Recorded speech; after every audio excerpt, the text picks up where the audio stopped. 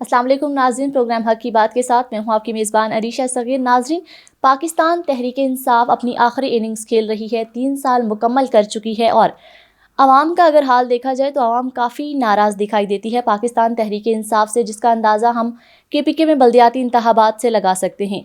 اسی کے برعکس اگر دیکھا جائے تو پاکستان پیپلز پارٹی بھی اپنی کافی ساکھ کھو چکی ہے۔ 2018 کے عام انتخابات میں بھی ہم دیکھ چکے ہیں کہ پیپلز پارٹی جو ہے اپنی ساکھ کھو چکی تھی، لیکن اب چونکہ پنجاب میں بھی بلدیاتی انتخابات ہونے جا رہے ہیں، تو کیا پاکستان پیپلز پارٹی اپنی کھوئی ہوئی ساکھ کو برقرار کرے گی؟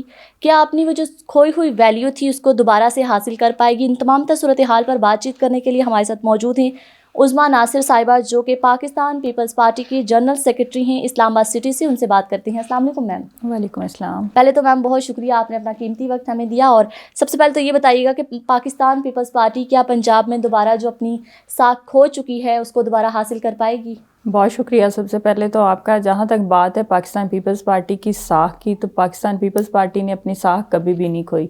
پاکستان پیپلز پارٹی وہ واحد جماعت ہے جو 50 سال سے بڑی ہو چکی ہے اب، اور اس کے جو روٹس ہیں وہ عوام میں ہیں۔ پاکستان پیپلز پارٹی کے ساتھ مسئلہ ہمیشہ یہ ہوا کہ جیسے لاسٹ الیکشن تھا یا اس سے پہلے بھی، مطلب جب سے پیپلز پارٹی جو ہے وہ قائم ہوئی ہے اس وقت سے لے کر آج تک پاکستان پیپلز پارٹی کے خلاف مختلف قسم کی جو سازشیں یا پلاننگز جو ہیں وہ ہوتی رہی ہیں۔ اس میں مذہب کارڈ کو بھی استعمال کیا گیا ہے، وہاں پر بہت سارے اداروں کی طرف سے بھی بہت زیادہ پرابلمز رہی ہیں پاکستان کے پیپلز پارٹی کی ساکھ کو متاثر کرنے کے لیے، لیکن پاکستان پیپلز پارٹی آج بھی اپنی ساکھ کو برقرار رکھے ہوئے ہے، آج بھی عوام کے دلوں میں۔ اور اگر پاکستان پیپلز پارٹی کو جس طرح سے الیکشن یہاں ہائی جیک ہوتے ہیں، اگر وہ ہائی جیک کرنے والے نیوٹرل ہو جائیں اور پاکستان پیپلز پارٹی کو عوام میں جانے کا موقع ملے، تو آپ دیکھیں گے کہ پاکستان پیپلز پارٹی پھر برسر اقتدار ہوگی اور میجورٹی کے ساتھ ہوگی۔ میم دیکھا جائے تو 2018 کے الیکشن میں جو ہے کافی مایوس کن صورتحال تھی ان کے لیے، تو اب آپ کیا سمجھتی ہیں پنجاب میں جو بلدیاتی انتخابات ہونے جا رہے ہیں اس میں پیپلز پارٹی کا کیا کردار ہوگا، کہاں تک ہوگی وہ؟ جو 2018 کی بات ہے تو اس الیکشن کو اگر آپ دیکھیں تو وہاں پر پاکستان پیپلز پارٹی اور ANP کے لیے جو تھے حالات وہ بہت ڈیفیکلٹ تھے۔ پاکستان پیپلز پارٹی کو بھی مسلسل تھریٹ مل رہے تھے، ٹیررزم تنظیموں کی طرف سے مل رہے تھے، اور پھر بہت مختلف قسم کی ہرڈلز تھی جو پیپلز پارٹی کے لیے اس وقت بنائی گئی۔ اور پھر الیکشن جو 2018 کا الیکشن ہے اسے میں الیکشن سمجھتی نہیں، وہ سلیکشن تھی، اور وہ پہلے سے ہی طے تھا کہ کس کو کس طرح سے برسر اقتدار لانا ہے۔ تو اگر 2018 میں بھی الیکشن ہوتے تو پیپلز پارٹی کی سچویشن جو تھی وہ بہت بہتر ہوتی۔ اب آپ بات کر رہی ہیں پنجاب کی اور بلدیاتی الیکشن کی، تو بلدیاتی الیکشن میں ایک تو پاکستان پیپلز پارٹی بھرپور حصہ لے گی، اور دوسرا یہ کہ پنجاب میں پیپلز پارٹی جو ہے، ابھی آپ نے دیکھا ہے کہ جو لاہور میں الیکشن ہوا ہے، خانے وال میں بھی ہوا ہے، اس میں بھی ہمارے کینڈیڈیٹ نے اچھا ووٹ لیا ہے۔ تو پاکستان پیپلز پارٹی کا جو لاہور والا الیکشن تھا اس میں اس نے بہت ووٹ کو گین کیا ہے۔ تو یہ ایسا نہیں ہے کہ کوئی نئے لوگ آئے ہیں، یہ وہی لوگ تھے جو پاکستان پیپلز پارٹی کے ووٹر تھے، لیکن ووٹ ہمارا ہمیشہ چوری ہوتا رہا ہے۔ 2018 میں بھی یہ ہوا تھا، اور آئندہ جب اگر اس طرح کا کوئی ماحول نہیں ہوتا، سازگار ماحول رہتا ہے، ہم کہتے ہیں کہ سب لوگوں کو موقع دیا جائے۔ ہم نہیں چاہتے کہ ہماری جماعت کو کوئی بہت فیور دے دی جائے۔ اگر آپ سازگار ماحول دیتے ہیں کہ سب لوگ اپنی کارکردگی کی بیس پہ الیکشن لڑیں، اور جو کچھ انہوں نے ماضی میں کیا ہے اس کی بیس پہ جا کے عوام سے ووٹ لیں، تو پاکستان پیپلز پارٹی بلدیاتی الیکشن میں اچھا رزلٹ دے گی۔ اچھا میم، دیکھا جائے تو ایک تاثر یہ بھی پایا جاتا ہے عوام میں کہ جو پیپلز پارٹی ہے وہ سندھ تک محدود ہو گئی ہے، اس پر کیا کہے گی آپ؟ دیکھیں، پاکستان پیپلز پارٹی اگر سندھ تک محدود ہوتی تو آپ نے دیکھا ہے گلگت بلتستان میں پاکستان پیپلز پارٹی نے جو جماعت جیتی اس سے زیادہ ووٹ لیا، اور یہ تاریخ کا بڑا انوکھا واقعہ ہے کہ جنہوں نے زیادہ ووٹ لیے ہیں وہ اپوزیشن میں ہیں، اور جنہوں نے کم ووٹ لیے ہیں وہ گورنمنٹ میں ہیں۔ تو یہ دوسرا، اگر آپ کشمیر میں دیکھیں، کشمیر میں ابھی الیکشن ہوئے ہیں تو پاکستان پیپلز پارٹی نے بہت اچھی سیٹیں لی ہیں، اور وہ وہاں کی ایک بڑی اپوزیشن جماعت ہے۔ اور ابھی آپ نے پنجاب میں لاہور میں دیکھا ہے، خانے وال میں دیکھا ہے، پاکستان پیپلز پارٹی نے بہت اچھے ووٹ لیے ہیں۔ تو پاکستان پیپلز پارٹی جو ہے وہ سندھ تک محدود نہیں ہے۔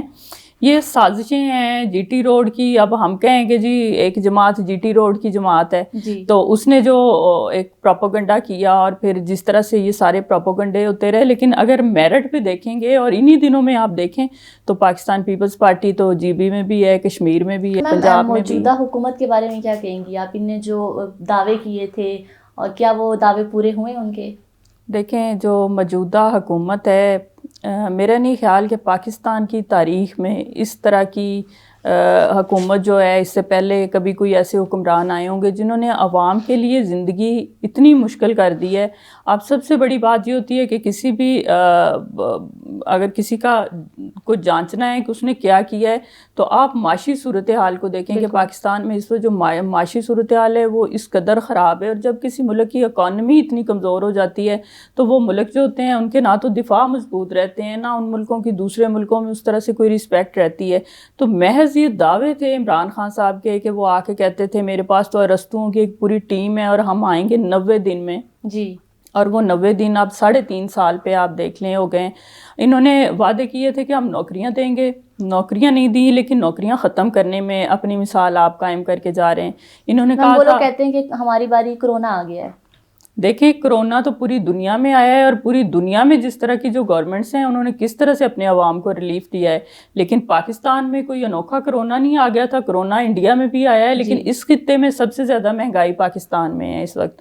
اور پھر انہوں نے وعدے کیے تھے ہم گھر بنا کے دیں گے، تو انہوں نے گھر توڑنے کی جو مثال ہے، بنی گالا کو بچا لیا، لیکن ارد گرد جو چھوٹے چھوٹے لوگ اپنے سر چھپا کے بیٹھے ہوئے تھے ان سے ان کے گھر چھین لیے. مہنگائی کی وہ صورتحال ہے کہ ایک مڈل کلاس بالکل کریش ہو کے رہ گئی ہے، لوئر مڈل کلاس بالکل اب سسکیاں لے رہی ہے. اور بس اوپر کے چند ایک مافیاز ہیں جو عمران خان کے ساتھ سروائیو کر رہے ہیں، جو ان کے انویسٹر تھے، فنانسر تھے، ان کو انہوں نے خیر بہت زیادہ وہ شوگر کی صورت میں ہے، وہ آٹے کی صورت میں ہے، وہ میڈیسن کی صورت میں ہے، تو ان کو انہوں نے بہت زیادہ شاید وہ انہی کے تبدیلی لانے کے لیے آئے تھے. اچھا میم، جیسے کہ آپ نے کہا ہے کہ عمران خان نے کہا تھا میں ایک ارسطو کی پوری ٹیم لایا ہوں، تو اسی طرح جو ہے خیبر پختونخوا پاکستان تحریک انصاف کا ایک گھر ہے، وہاں سے انہیں ناکامی ہونا، اور اس کی پیچھے کیا وجہ ہو سکتی ہے؟ کیا ان کے درمیان نا اتفاقی ہے؟ نہیں، نا اتفاقی نہیں ہے. دیکھیں جو الیکشن ہوتے ہیں، اگر الیکشن فیئر ہوں اور جو ہے سازگار اس حالات میں ہوں تو الیکشن جو ہوتے ہیں وہ کارکردگی کی بیس پہ ہوتے ہیں. جی. پی ٹی آئی کا یہ دوسرا ٹینیور ہے کے پی کے میں نا، اور دوسرے ٹینیور میں اس نے کے پی کے کی جو صورتحال ہے وہاں کی ڈیولپمنٹ کو آپ دیکھ لیں، وہاں کے ایجوکیشن سیکٹر کو آپ اٹھا کے دیکھ لیں، وہاں لوگوں میں جو ہے جابس کی سچویشنز کو دیکھ لیں، وہاں پر مہنگائی کی دیکھ لیں، تو پی ٹی آئی کے پاس کیا ایسی چیز تھی جس سے عوام جو ہے بلدیاتی الیکشن میں ان کو ووٹ دیکھیں. پاکستان میں جو ہم لوگ ہیں وہ اس طرح کی ایجیٹیشنز نہیں کرتے ہیں، ہمارے یہاں پروٹیسٹ کا یا وہ ایک ٹریننگ نہیں ہے اپنی ہے، تو عوام جو غصہ ہے اپنا وہ ووٹ کی صورت میں ہی نکالتی ہے. تو کے پی کے میں جو بلدیاتی الیکشن میں ہوا ہے، امپائر تھوڑے سے نیوٹرل ہوئے ہیں، تو اس میں ابھی یہ نہیں کہہ رہی کہ وہ پوری طرح ہوئے ہیں، میں یہ سمجھ رہی ہوں تھوڑے بہت ہوئے ہیں.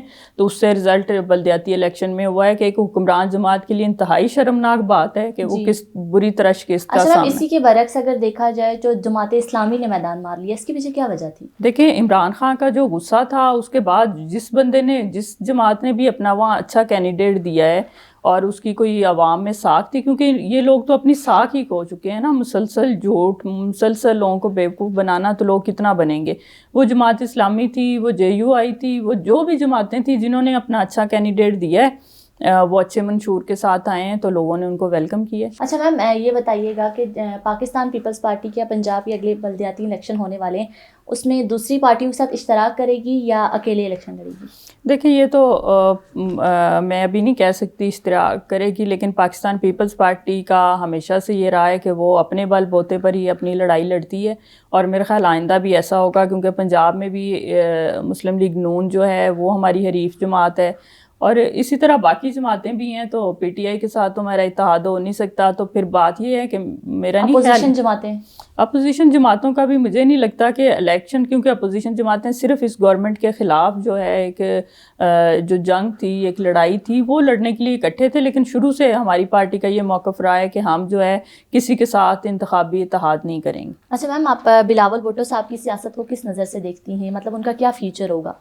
بلاول صاحب کی جو سیاست ہے ان کو میں سمجھتی ہوں کہ وہ نوجوان لیڈر ہیں، اور جو ہے ان میں جو ان کا سیاسی ویژن ہے وہ میرے خیال میں جو بہت عمر سیدھا سیاستدان ہیں ان سے زیادہ اچھا ہے، اور وہ پولیٹیکل پاکستان کا جو سینیریو ہے اس کو بہت اچھی طرح سے سمجھتے ہیں، اور اس میں جو ان کے فیصلے ہوتے ہیں وہ بہت اچھے ہیں، اور نہ صرف پاکستان میں بلکہ اب پوری دنیا میں ان کو ایک مدبر لیڈر کے طور پہ ابھی لیا جانے لگا ہے اور ان کی رائے کو ویلیو دی جاتی ہے. اور یہ جو ساری سچویشن ہے آپ نے دیکھا ہے کہ اس میں جس طرح سے ایک رواداری کی اور ایک ایسی سیاست جو پاکستان کے ماحول کو خراب نہ کرتے ہوئے کوئی سلوشن نکالنے کی طرف جاتی ہے، تو میں سمجھتی ہوں کہ بلاول صاحب جو ہیں وہ اپنی والدہ کے اور اپنے نانا کے نقش قدم پر ہیں، اور آنے والا وقت یہ بتائے گا کہ وہی پاکستان کو جو اس وقت جو مسائل ہیں ان کا ایک اگر سلوشن ہے تو وہ بلاول صاحب کی صورت میں ہے. ناظرین، سوالات کا سلسلہ جاری رہے گا لیکن ایک بریک کے بعد.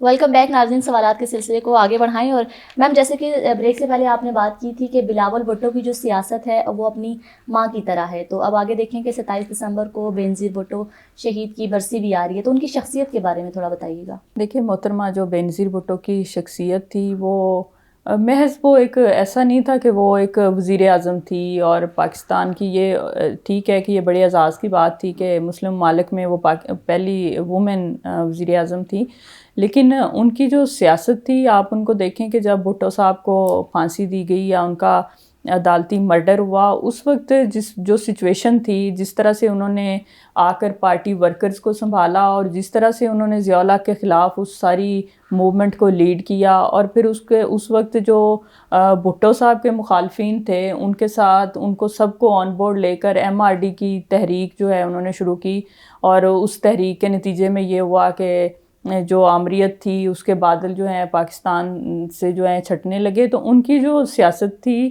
ان کی جو شخصیت تھی، اس میں وہ شروع سے ایک تو یہ تھا کہ ان کا پوری لائف ایک مسلسل جدوجہد میں گزری، اس میں بہت مشکلات آئی. اپنے والد کو انہوں نے دیکھا کہ کس طرح سے ان کا مرڈر ہوا، پھر ان کے 2 بھائیوں کا ہوا، والدہ پر تشدد دیکھا، خود جلاوطنیاں کاٹی، اپنے شوہر کو دیکھا کہ وہ 11 سال جیل میں رہے. تو انہوں نے بہت مشکلات سے بھری ہوئی ایک لائف گزاری، لیکن اس سارے کے باوجود جو محترمہ کی جو سیاسی بصیرت جو تھی اس کو صرف پاکستان کے لوگ یا پیپلز پارٹی کے لوگ نہیں مانتے ہیں، اس کو پوری دنیا کے لوگ مانتے ہیں، اور ان کو سمجھتے تھے کہ وہ ایسی لیڈر تھی جس کی پاکستان یا پاکستان جیسے جو ممالک ہوتے ہیں جو سروائیو کرتے ہیں اور تھرڈ ورلڈ کی کنٹریز ہیں، ان کو بے نظیر بھٹو جیسے لیڈرز کی ضرورت ہوتی ہے.